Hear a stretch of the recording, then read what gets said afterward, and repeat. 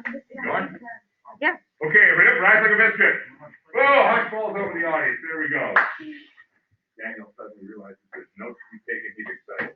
All right, that was Steve. Here we go. I'm going to speak loudly. Again, people at home, if you cannot understand me or hear me, please let me know. Send me an email. I'm trying to speak even with a more booming voice than I usually have, and if I drift off, you need to tell me so I can fix that, get the electronic thing back on if need be. Omar. What, honey? Okay, wait. 3 of you are talking. One more time. Why did I steal Mrs. Sullivan's iPhone? I'm just deep down evil. Yes, sir.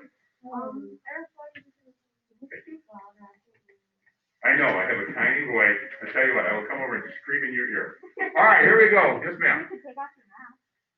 I could, but then I'd be throwing germs all over it. Riley would physically melt like the Wicked Witch of the West at the end of the movie. Okay, here we go. We started talking about English rights yesterday, and we went as far as the Magna Carta and the setup for that. Am I correct? Yes, sir. Okay, we finished that. We got to some specific rights. Did we go through all of these? Yes, sir. Okay, I have to ask you because every class ends up in a different place. All right, the English Bill of Rights. Did we talk about this? No. Cool. Very easy one.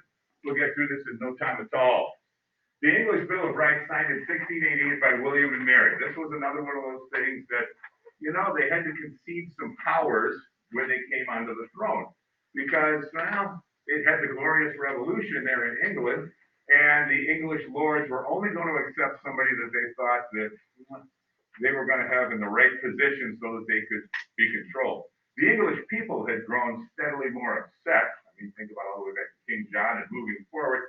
And then James had thought he was an absolute ruler. They didn't want that. So the English people were crying out, hey, we want some of these Magna Carta rights too.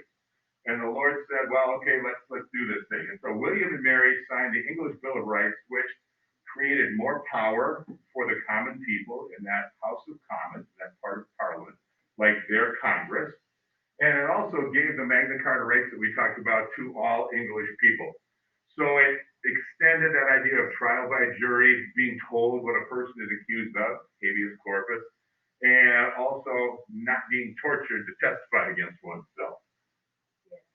Okay, we got that? Wake up, Daniel. We can fall asleep here, buddy. Okay. Rights versus privileges.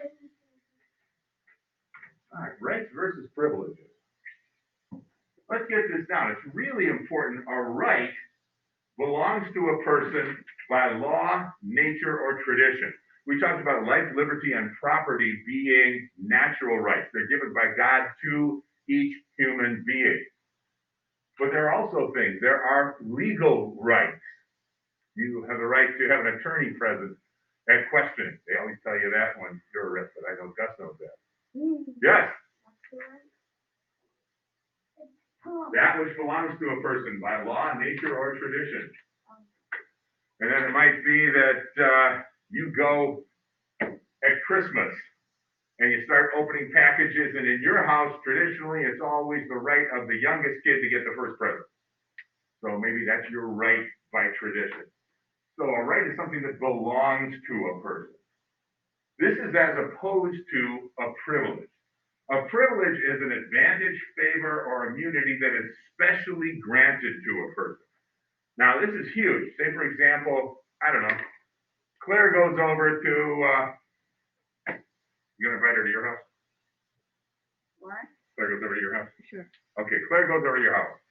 And, it's a nice dinner, finish up, and Claire just says, that was fantastic. Leans back in her chair, puts her feet up on the table, pulls out a cigarette, and lights up. Claire likes a good cigarette after dinner. Is that a right? Does she have the right to do that? No. What would she have to do if she was going to smoke at the table in somebody else's house? Ask for permission. That would be a privilege. She'd have to say, would it be all right if I did it? May I please do this? May means, do I have your permission? Can means, am I able to? But may I do this thing? Now, I know Claire would never, ever smoke a cigarette at the table. Obviously, Claire is a cigar smoker, so she would never do that. So, and giving credit, those came out of Webster's New World College Dictionary, those definitions. But this is huge. What's a right and what's a privilege?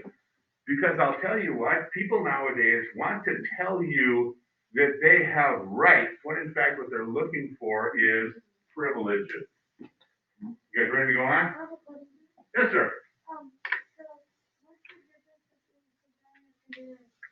The cigar is bigger, fatter, a little bit rougher to smoke, and it looks different. It's brown. Aren't they a lot Yeah, better? it's No, just they're not. no, it's just straight out tobacco rolled up. A cigarette is tobacco inside of a piece of paper. Okay, I'll take a cigarette. Okay. Yeah. Trial by jury was nowadays we're all peers, P-E-E-R-S, we're equals. But back then they had very distinctive social classes. The question was, what's trial by jury? Just going back to something we talked about yesterday. And it was really important that people were tried. The jury was a group of people that were at the same social level. Because frankly, nobles didn't care at all about peasants. This might be the only chance a peasant ever had to stick it to a noble. So they said, no, we don't want that coming into play. So nobles can be on the jury for nobles. Peasants can be on the jury for peasants. We want that to happen so that those people, instead of saying, what can I do? What power do I have? Instead, they said, this could next time be me. So I better look at the evidence and give my best decision. Yes, sir. Yeah, that's important. Yes, sir. If you ask us about what is privilege, so did you write different from things Well, if you write exactly that, because that is a quotation from Webster's New World Dictionary. If you say exactly those words, you would have to do a quotation because you're quoting somebody. You're quoting a book. Yes, sir. Who's Webster? Noah Webster, the cousin of Daniel Webster, the famous senator. He's the man who put together the first dictionary of the American English language. All right, here we go. Now, we're not going to be talking all over the place, so Omar, tone down. You got to think for a minute. You have to think first. Then I'm going to ask you for your opinion on a couple things. So James is all ready because I might be asking him first. I might not ask him all. We don't know, but he's got to be just fired in here. Which of the following rights or privileges, and you can't just say, right. You have to give me some explanation. Both. Is that a right or a privilege? That is a right because everyone gets it. Everybody? Timmy the toddler gets that? He just gets to pack his diaper right on up to the voting booth? Oh, yeah, no, it's a privilege. It's a privilege because not everyone in the country can vote. They have to be of a certain age, and also in other countries, you're not able to vote. Okay, you bring up one important thing. The discussion I want to have is just the United States. Okay, so let's leave other countries out of there. And, Also, you have to, like, okay, all right, one more try. it's a privilege because, like, in the TV, commercial, they're like, voting is a privilege. They're using the definition of privilege differently. That means it's something that, it's an honor, it's something special. But in fact, voting is a right. The reason they don't let absolutely everybody vote is because they want people to have had some life experience. You guys, I have life experience. you guys could not vote for taxes. It would be a really bad idea because you've never paid taxes. You don't know the burden that is. So until somebody has a little more life experience, go out, get a job, pay for your own clothes, things like that, then you might understand better what you're voting for. So they want a little life experience, but this is a right. If I, as an adult American, go down there and say, okay, I want to vote, and there are large people with sticks standing between me and the voting machine, then I can go over and get my friendly policeman with a large gun to move them, because I have the right, that's mine, by law, to vote. No, we don't need this shadow box. How about the right to smoke? You have the right to smoke, is that a right or a privilege? Privilege because smoking isn't necessarily the best thing, but it's allowed. Okay, what do you think? I think it's a right because like the police can't get you like, oh, you're smoking this, haha, this, you're like, I should allow the That's a really interesting line of thought. Jamie? It's a privilege because like there's some places where it's like you can't smoke. It's like they don't want to like smoke or whatever. Okay, go back to what we just talked about. Over here at Tanvy's house, if Mama Tanvy says no, then Claire can't smoke. So it's a privilege. You don't have the right to smoke. What else is it? No, stupid. Okay, you tell yourself. All right. Yeah, your lungs. I'm passing my opinion on. That's my opinion, but I think it's shared by most people, except for her. She's also a smoker. Claire with this guy, she smokes a pipe. Yeah. Wait. What happened? What? No, this is sticking it into your face and sucking out. Yeah, and then you blow it out. Okay, all right, relax. Those are your lungs. Okay. Is it a right or a privilege to drive? Yeah, you're up now. All right, a privilege. It's privilege? Yes. Okay, what do you think? Is it a right or a privilege? I think it's a privilege because, well, you can't. It kind of can be both. No, you got to choose one. It's either one or the other. Okay, hit me, Abdul. It's a privilege because not everyone can drive, and you have a choice if you want to drive or not. What do you have to? No. That doesn't mean that gets to turn on. What do you have to get in order to drive? Anybody know what the word license means? It means permission. You have a business license, you've been given permission to run a business. You got a wedding license, you've been given permission to get married. You get a driver's license, you've been given permission to drive. You need a license to get married? Yes, you do. Mostly it's because, guys, we're not having a general flow, we're having a conversation here. Yes, you do. There are a few rules that go into it to make sure people are safe and healthy, but other than that, pretty much, it seems like a good way for the government to get some taxes. Yes. That is in their mind. What would that be?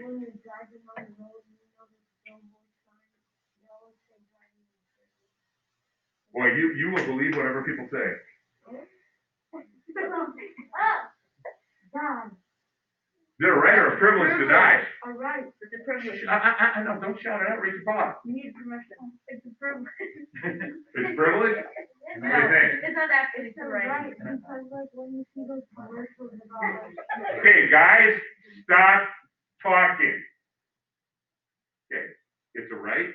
Because when you see those commercials about suicide, it's preventing them, but it's not telling them.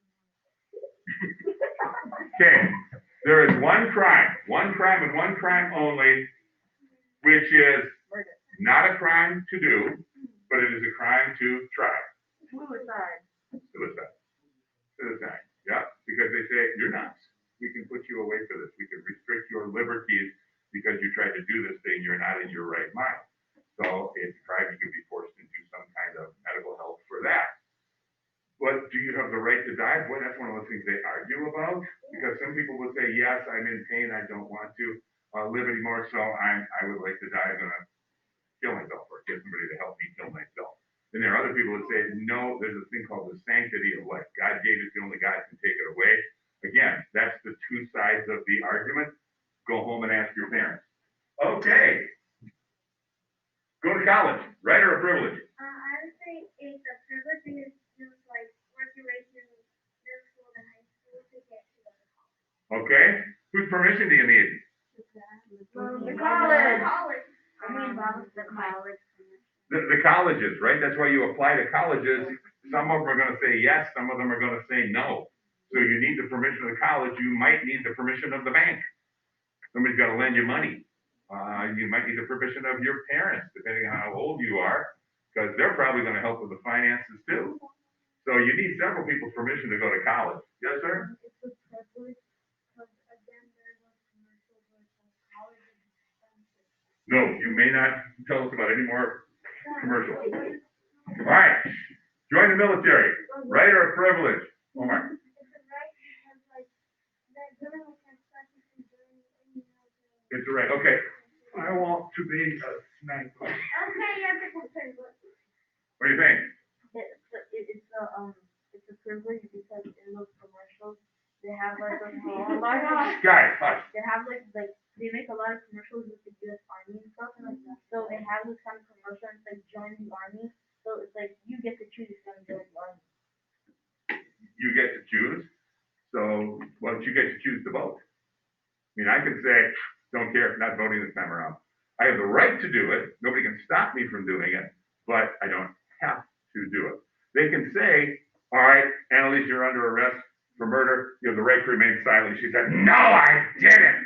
Thick and twist, thick and twist, thick and twist. I want to do it again. Well, she has the right to remain silent. That doesn't mean she has to use her right. No, this is a privilege. All right, this is a privilege. Hang on, we're gonna do one or two more. This is a biggie. Shout fire in a crowded theater. Wait, stop, think. Think first. Don't open mouths. Don't think out loud. Think. Is this a right or a privilege? You get one shot. I only want to hear the word right or the word privilege. Nothing else. Privilege.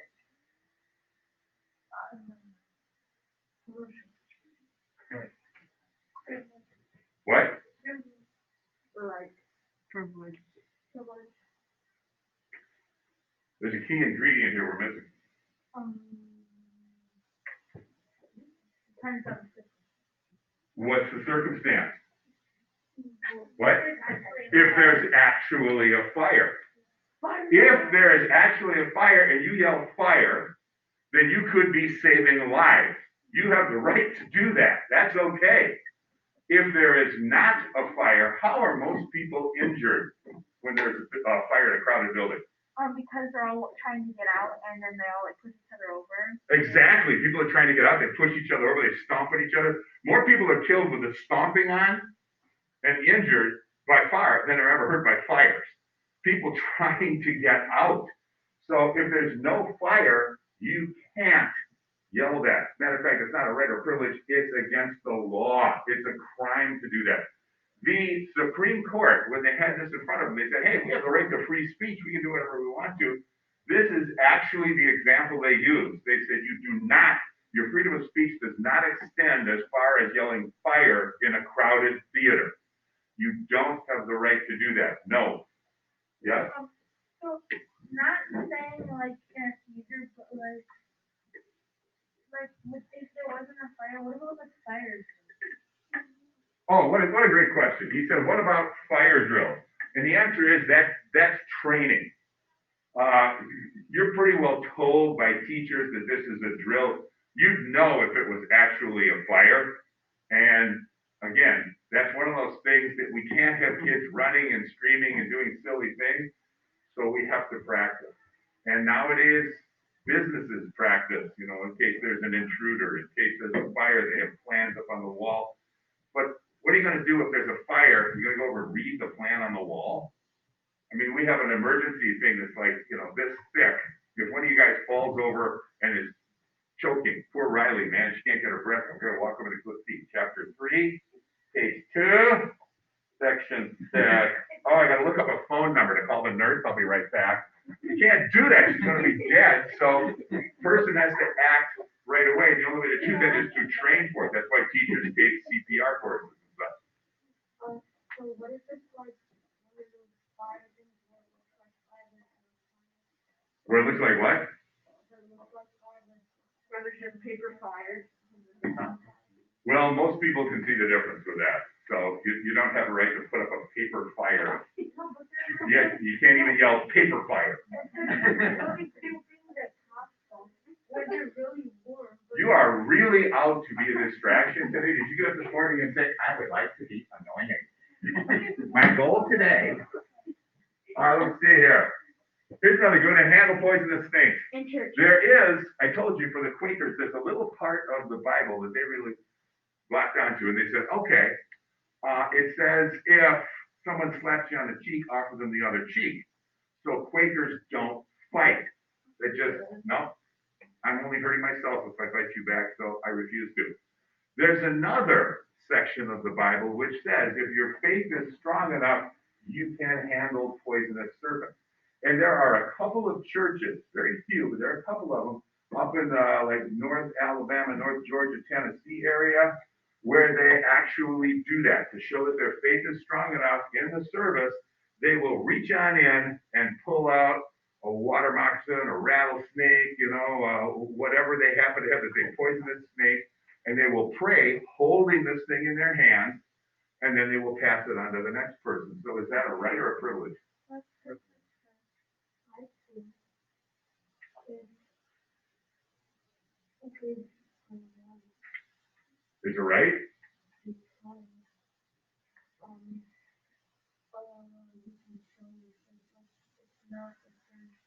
You say it's a right, you can show your face, it would be a freedom of religion thing. What do you think? I think it's alright because like it's just like the religion the government cannot stop people being religious. Okay, again, freedom of religion thing, good arguments. James, one more. I think it's I think it's right because like you can do whatever you want when it comes to like doing stuff like this. Okay, hang on. It is a right, but the government has put some limits on this. And that is, I can hand Mr. Arvold a snake. Mr. Arvold can hand Mr. Labs a snake. Mr. Labs can hand Mrs. Doble a snake. Mrs. Doble can hand one to Mrs. Sullivan. But no adult can hand one to a child. Because they've said, okay, if this is your religion and you're an adult, you've reached full mental capacity, and you say, okay, I believe this, and this is part of my religion, but can a child really have the concept of that kind of faith that they can take that thing reasonably? And the government said, no. They can stand up on the balcony away from the snakes and watch and be a part of the service. When they turn 18, come on down, pass them a snake. But it has to be their free will to join the religion as an adult to do that thing. Okay, let me see here. We need to switch on over. Get going with, let me see if there's anything I particularly want to. Oh yeah, just make a quick pointer. What about when people talk about, what about handicap rights? You got handicap spaces and everything? Yes. Is that a right or a privilege? It's privilege. It's a privilege. Those really aren't rights. The only kind of same thing is true for women's rights. There was office holder rights. There was actually a guy that was Speaker of the House of Representatives, that's the top guy in the House, that was voted out of office some years back, and he sued. That's my job. It's like, wow, no, it's not. The people get to choose. You don't have any hold on that at all. Minority rights. Like anybody's saying, well, we have minority rights. No. The British, well, hang on, the British colonist rights, they didn't have any special rights. See, all of those, if somebody's asking for special rights, if they're asking for special things, then they're asking for privileges. If any of these groups, like women, say, we just want the same rights, that's legitimate, but it's not really women's rights. They're just saying, we want our rights as Americans. The same thing for minorities, for handicapped people, so that's all true. If you're just looking to get your rights, same as everyone else, that's right. Anything else that you want to be special, that's privileges. And British colonist rights, that's what they wanted. They just wanted to be treated the same way as the British citizens who lived over in Britain. But they weren't being treated that way. They didn't have their rights the same as the people in Britain. Okay, you may not mention the word commercial or any other silly one-word thing.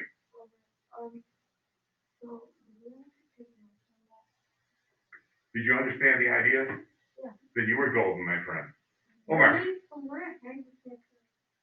Handicap, things like handicap spaces, special shopping hours in certain places, ramps. Incidentally, just to let you know, sometimes it's called unintended consequence. It's just such a great story. In the United States, they've made it so that every street corner has to go down so somebody in a wheelchair can go down. And people say, oh, that's great. Now people in wheelchairs can get around. In the whole United States, there are not very many people that are permanently in wheelchairs that are not institutionalized. There's lots of them in hospitals and nursing homes and things, but people that are actually out on the street, there are only a few. And so they took away the curve because we wanted to have them have the same ability to move around. Guess who paid the price for that? Oh, we paid them millions of dollars. to change the curves. That's not what I'm talking about. Somebody else paid a really worse price. So maybe have to just follow the No, no, they're all made to nice little curves so they can get down. What? No, I mean there was a cost involved. Yes. No, give me one more try. Nope, the blind. What?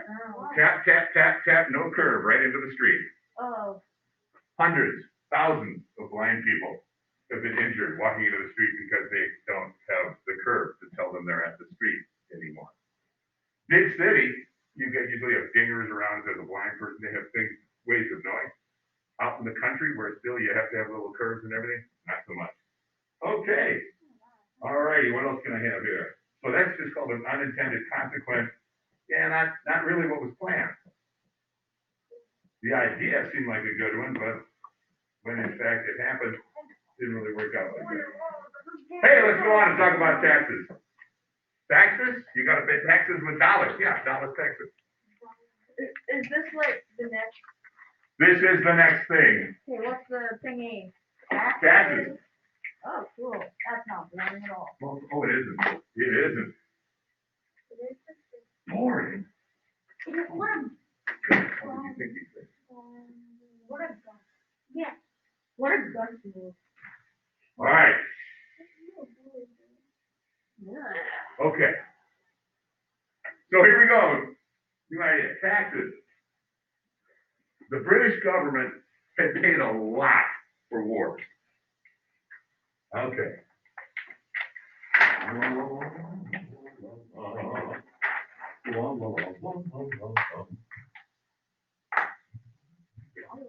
Remember, these wars have been fought all over the world. But what did they want to get? They wanted to get North America. They wanted to get the French out of North America. Finally, after 4 wars, they have succeeded. The French are gone. Wars are really expensive. They're really expensive. They have a thing called a mad minute in the military. The Army does it. They just take a rifle company. That's like maybe 100 guys. And they will fire their weapons for 1 minute. You know, they got maybe an anti-tank weapon. They throw a few hand grenades. They've got their weapons on full automatic. It makes a heck of a noise. It impresses senators and congressmen and foreign dignitaries and all.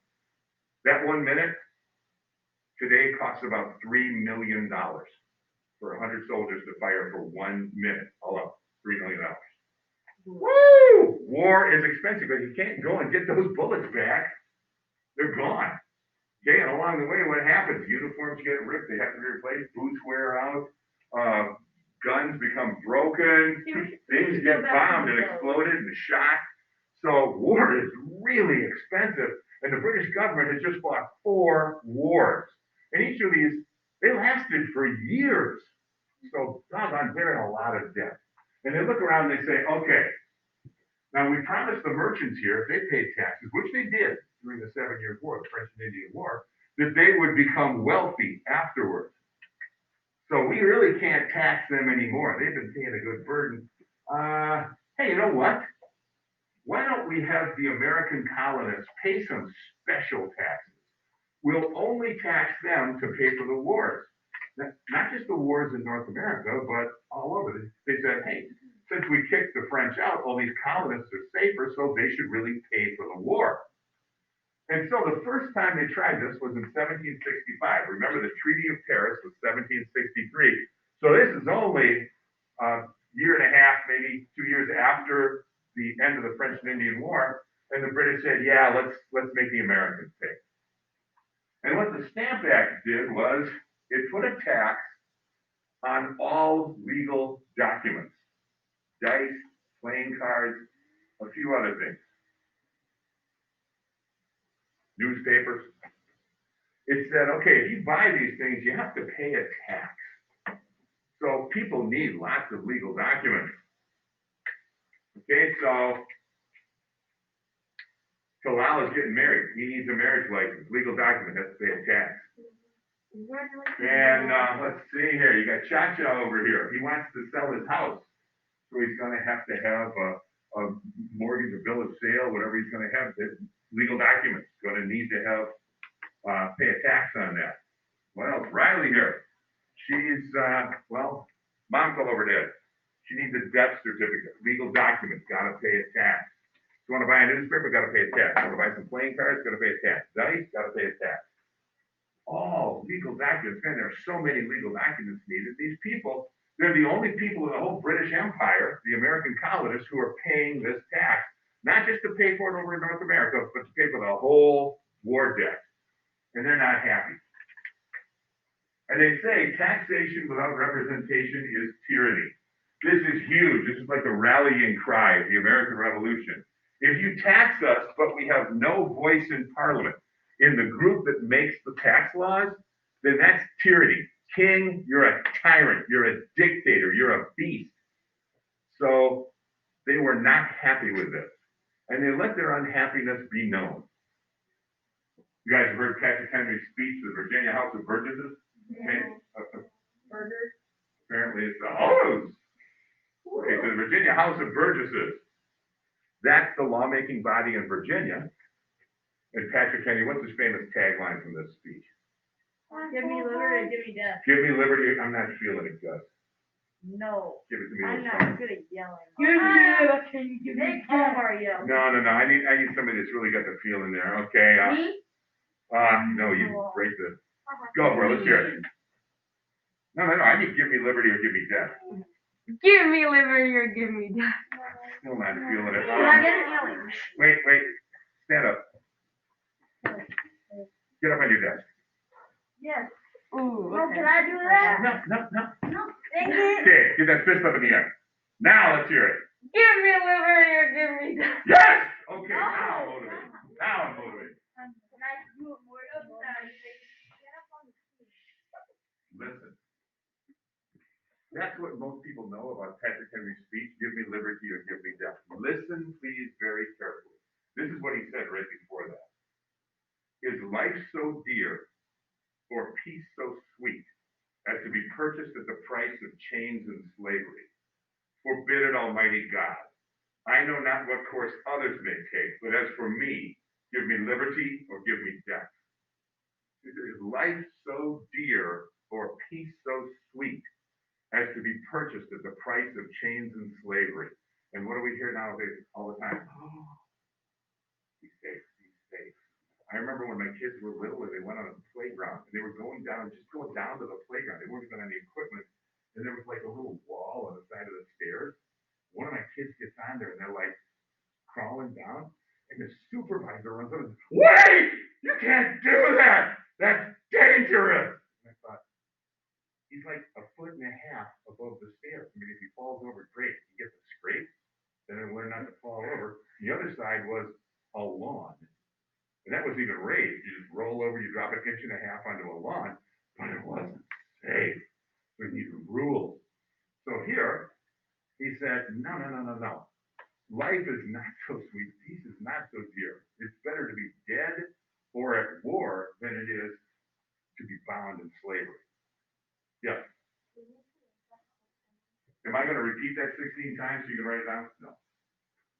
Did you get the idea? You're the note taker, buddy. Write down what you need. Okay. So now they're organized. They're pumped. They say, all right, colonists, we're in this. We do not want to have these taxes. We refuse to pay them. They get together, people from the different colonies, and they say, okay, if just one colony resists this, or just one town, that won't work. We all have to resist it. And their answer is a boycott. And let me just jump on and stand back Congress here. That's where they all got together. Congress just means coming together. So that was representatives of all the different colonies coming together to come up with a solution. And the solution was a boycott. Talk to me, babe. What's the definition of a boycott? I was just going to ask you that. What's a boycott? You don't know though. What's a boycott? I thought you knew everything about boys. No, okay, all right. Boycott. What's a boycott? JB. It's like where you, Me? well, it's like where people back then, or like I guess today, Yeah. they like won't like, for instance, they wouldn't use like buses and they would use like walk tours. Yeah, they refuse to use a good or a service. They won't shop somewhere, whatever they're boycotting. So if you said, you know what? Those people over at Pick and Slave, they rip me off. I'm never going to shop at Pick and Slave again. That's you're having a little personal boycott. You're saying I won't use that service. If you say, you know what, that's 6 times I've gotten rotten Green Giant peas. I'm not buying from the Green Giant anymore. That's a boycott. What they said was, we're going to boycott anything made in Britain. We're not going to buy anything that's made in Britain. If it comes from Britain, we won't buy it here in the colonies. Now here's the big thing. Massive, enormous, huge. Remember what William Pitt promised the merchants. If you pay taxes during the French and Indian War, you will become really rich trading with the colonists. And now the colonists are saying, you're going to tax us? We're not going to buy anything from these merchants in Britain. Well, the people of the colonies, they did not vote. But the merchants and the people that worked for the merchants and the people that supplied the merchants, they did vote.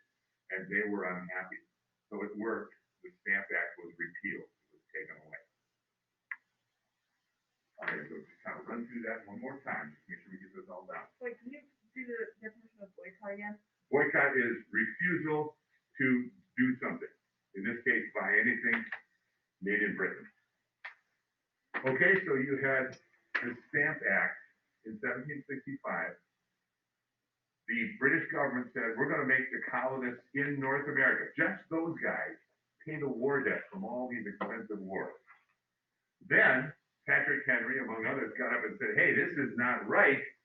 I refuse to do this, but give me liberty or give me death. I don't want to pay these taxes. It's wrong. Again, we don't have any say in Congress or in Parliament, so no representation, no taxes. The reaction was they got together as a Stamp Act Congress, representatives from the different colonies, and said, let's make it so nobody buys anything from Britain. That'll teach them to try to tax us. So that was their reaction of boycott. They refused to buy British goods. It worked. Again, the colonists couldn't vote. They couldn't do anything to the people in Parliament.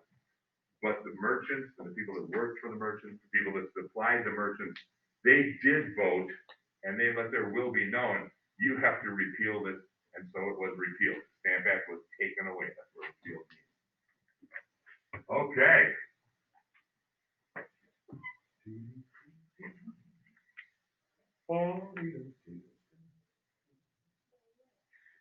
How do you get this thing?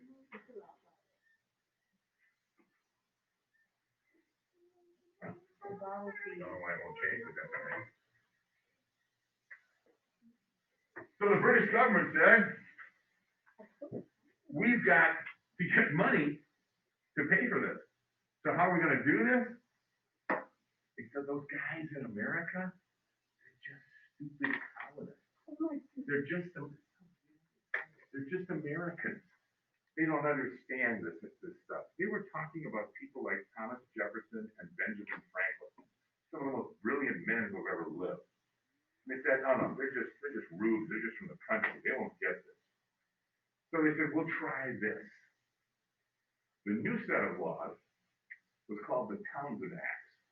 Were called the Townshend Acts. Passed a couple years later, 1767. Now, let me ask you this. There was a tax on lots of things that were brought into the colony. Okay. How much is a gallon of gas this morning?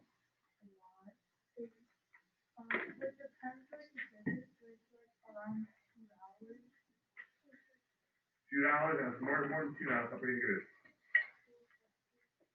$3.50. You guys don't buy much gas. What is it? Well, I looked at the price last time and it said $1.90. Okay, that might be for the higher grade, yeah. So I know that like it went down for a little bit and it was only like $1, but now it's probably gone up at least. No. Well, you guys, don't you look at gas stations when you pass by? Yeah. Like, I want to want to know it's like the regular $2. Okay, it's about $1.89 this morning when I happened to pass. Okay, so we'll round it up. Use James's number, $2. So guess how much you pay for the gas? No, it's $2 a gallon. So how much do you pay for a gallon of gas? $2. $2? No, not really. Oh, pardon me, that's to remind me of a meeting I had just a few minutes. No, not really. Actually, you pay. $2.10. Good thought, but no, there's no tax like that on a gallon of gas. Actually, you pay about $1.50. The other 50 cents is tax. But they said, our tax on gasoline is so high. If your mom went in and said, I'll have $1.50's worth of gas, and they said, okay, that'll be $2. Your mom would say, forget it, I'm not paying a ridiculous amount of tax. So, they put it inside the price. Not like a sales tax. You buy a pack of Twinkies, it's $1, boop, give me $1.06. But this is such a big tax, they slid it in. This is called an internal tax.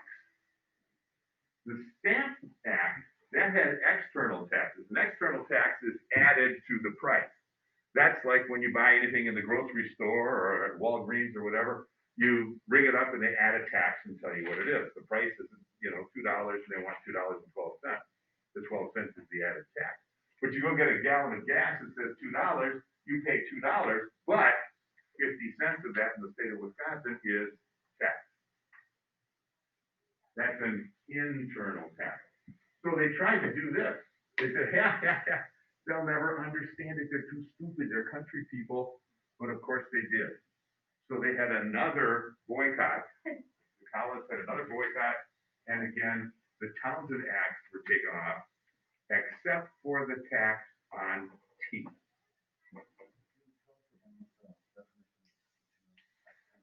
External tax is one that's added on to the price. You check out at the store and they add some tax. That's the usual way you see things. Internal tax is they hit it inside the price of the good. So you see a price that says $2, the tax is already in there. Okay, yes, sir. So it was like 89 cents. The gas company wasn't making us any money. They were making money, the gas was just cheaper to produce or import or whatever. Gas companies will never sell you something unless they're making money. That's not true. Well, like they just also look if they No, they'll close down. Why would anybody stay in business? Okay, I will hire you. All you have to do is pay me $1 an hour. Maybe. Yeah, you can work all day for me. All you have to do is pay me $1 an hour. Would you do it? No. No, the gas company would not stay open selling you stuff if they lost money every time they sold you stuff. Okay. All right, cool. Ready for this? Guess what the smallest amount paid for gasoline that I remember in my life was? 50 cents. 25 cents. Free. 5 cents. 17.9 cents. That sounds honestly amazing. How does that work? Money Inflation. Inflation, baby. Okay. Hasta la vista, baby. Clear. Would you shut that down?